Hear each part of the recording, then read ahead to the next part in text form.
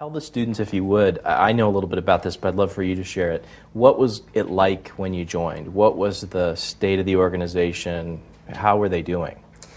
So when I joined, when I said I didn't really know much about the job, I really did not know much about the job. The county had a contract with Humane Society to house their stray animals, and that was a contract that provided 90% of our revenue stream. And the county had just canceled that contract. We had about 300 donors. We had a board that didn't believe in fundraising because we didn't really want to go out to the world and sort of with a tin cup and beg. We fought with everybody in our community. We had no support from the vets, no support, from city government.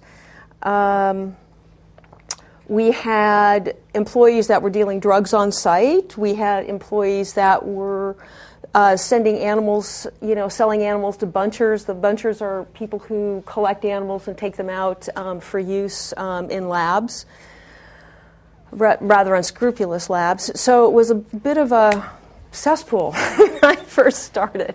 Yeah. It was quite interesting. And what was on the list of positives, though? These guys. Yeah.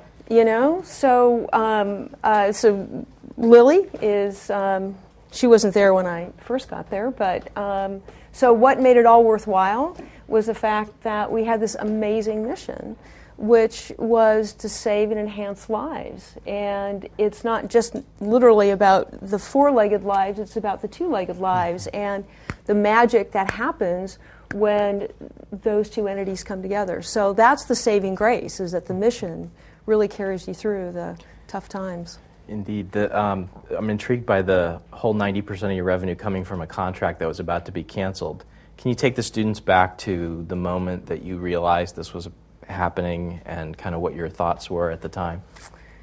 Well, I probably can't exactly tell you my thoughts because you don't want it on tape. A lot of four-letter words there. It was like, my God. But, when you and I had talked, I think oftentimes when your back is to the wall like that, that's probably when you start to become your most creative because you have no choice. You've got to do something. And that's where we made a strategic decision that to keep us afloat in the short term, we've got to jump right back into doing animal control and actually expand our reach in animal control, where before we'd only been doing housing. We really need to, be going out and bidding on, contracts for also having the officers on the streets, as well as just doing the housing. So it took us about 6 months, but went out and were able to garner contracts from 9 different cities for animal control and housing, and that kept us afloat until we could kind of sort ourselves out. What were some of the other strategic changes that you had to make? That's a big one. What were some of the others that you faced at the time? Pretty much a complete turnover in management.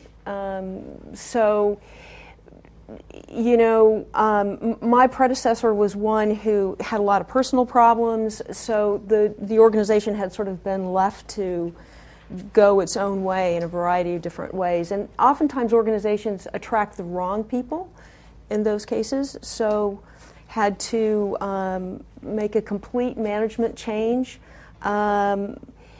because there was so much distrust for our organization with the community. That also elicited concern from certain community members. So there was a lot of turmoil that first year in trying to get things settled out. People make all the difference in the world. If you can get the right people within the organization, sharing a common goal and a common mission, it's amazing what you can do, and that made all the difference.